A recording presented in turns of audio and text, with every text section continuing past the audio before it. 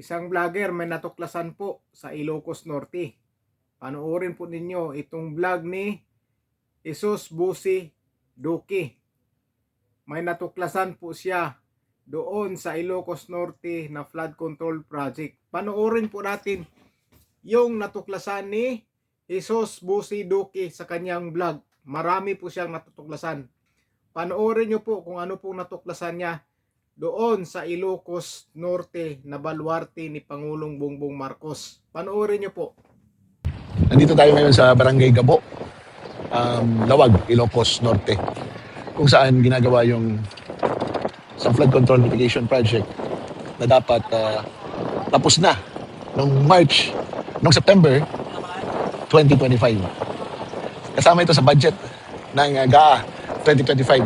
Pero ngayon pa lang, ginagawa itong proyekto na to.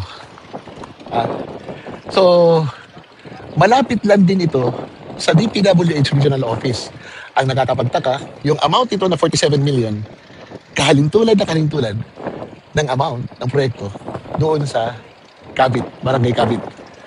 Kung saan 47 million din ang flood mitigation and flood control construction doon sa nasabing barangay. So ano ibig sabihin dito? Pare-pareho ang amount, inirelease pare-pareho ng March 2025 at pare-pareho dapat matapos ng September 2025. Pero ano nangyari? Ito pa.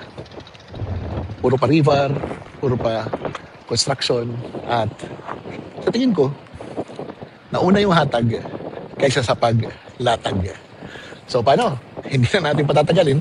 Kayo na ang bahala na mag-isip.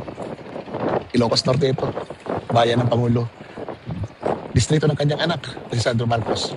Pero nakita nyo kung paano nila gawin ang kanilang mga kontrata. Yun sa Adams, Ilocos Norte, no? First District ng Ilocos Norte.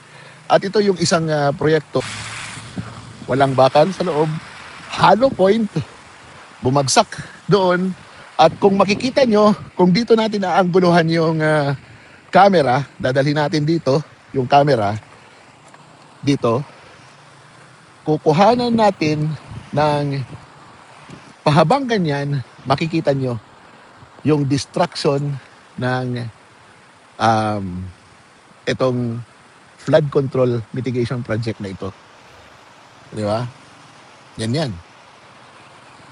So, ayan. Isa itong pagpapatunay na kahit umuulan, masama man ang panahon, kung may gusto kang gawin para makatulong ka sa bayan, eto, challenge ko sa mga vloggers dyan.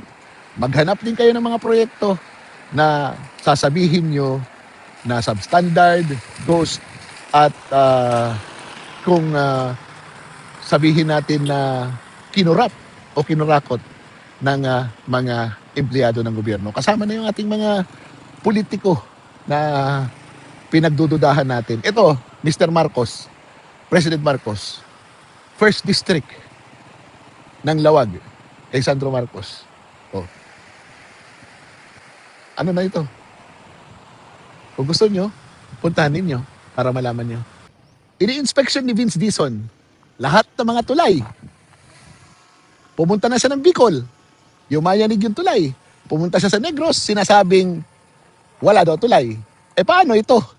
Dito sa Ilocos Norte, sino mag-aakala na ito ay isang tulay? Ha? Naka-geotag ito, pero hindi ko alam kung sino ang may responsibilidad nito. Ito ay nasa Ilocos Norte, sa Pidig, sa barangay Tonoton, dito sa Pidig, Ilocos Norte. Nakikita niyo? Sandro Marcos, pakipaliwanag ito. Ini-inspeksyon sa buong bansa ni Vince Dizon yung mga tulay. In-inspection niya yung tulay sa Bicol. Pumunta siya ng Negros. Pero dito mismo sa bayan nyo, sa Pidig, Ilocos Norte, ayan, tulay, hindi pa tapos. So yun, natuklasan po niya yung mga project doon sa Ilocos. Ang tanong po dito, bakit po hindi pinupuntahan ni Vince Dizon yung lugar ng Ilocos Norte. Kaya hinahamon nga niya na dapat inspeksyonin niya yung lugar na yan para makalaman niya ang katotohanan. Dahil gusto ng vlogger, napuntahan po talaga ni Secretary Dizon yung Ilocos Norte. Hindi yun sa iba't ibang lugar siya pumupunta, pero ang Ilocos Norte hindi pinupuntahan, hindi ini-inspeksyon. Yung Davao, pinuntahan, pupunta raw sa Visayas at Mindanao, pero yung Ilocos na malapit lang dito sa Metro Manila, ayaw puntahan. Bakit kaya mga kababayan? Bakit kaya iniiwasan puntahan yung Ilocos Norte? So ayan, yung vlogger na si Jesus Busi Duki, siya po ang pumunta dyan.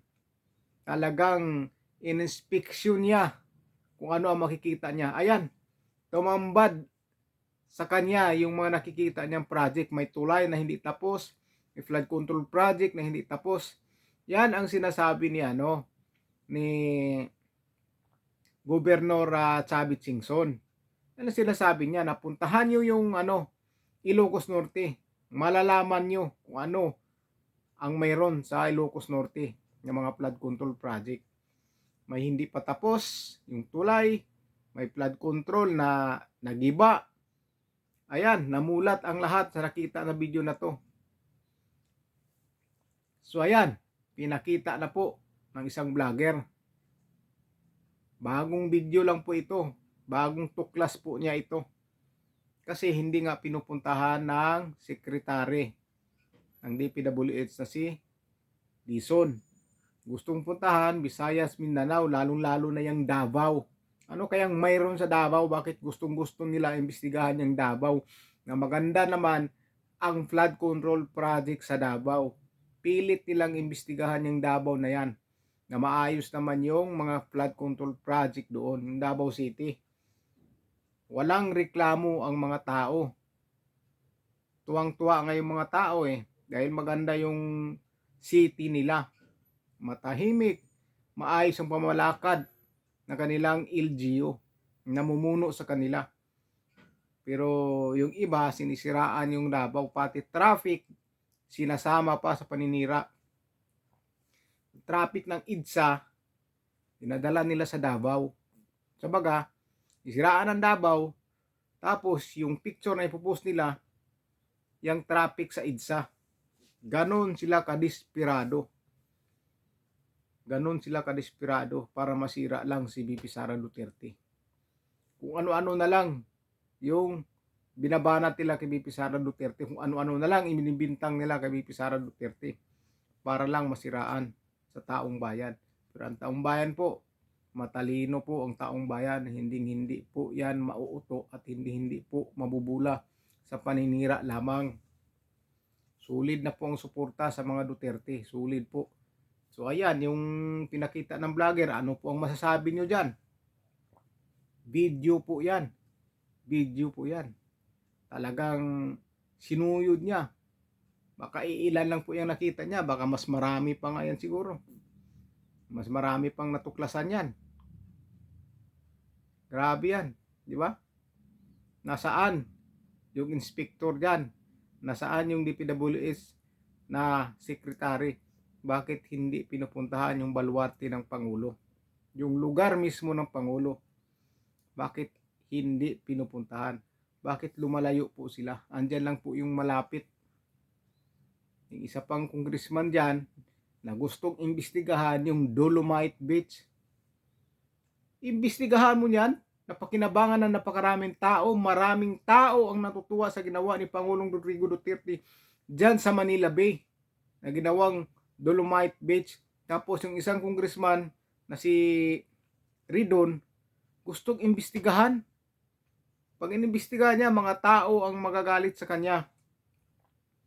Dahil ang dami ng mga foreigner nga pumupunta dyan Dumadayo, pumupunta dyan. Tapos marami talaga ang mga tao natutuwa sa lugar na yan. Kasi kung wala yan, walang mapupuntahan yung mga tao dyan sa Maynila na pwedeng magtambayan sa tabing dagat.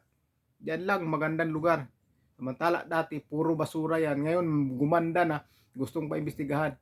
Bakit hindi nila paimbestigahan talaga yung mga flood control? Bakit diyan sa Dolomite Beach? Kaya siya binabas ng mga tao eh. O ngayon, nanahimik, di ba? At tahimik siya dahil alam niya na aawain siya ng mga tao. Ibabas siya ng mga tao kung gagawin niya yun.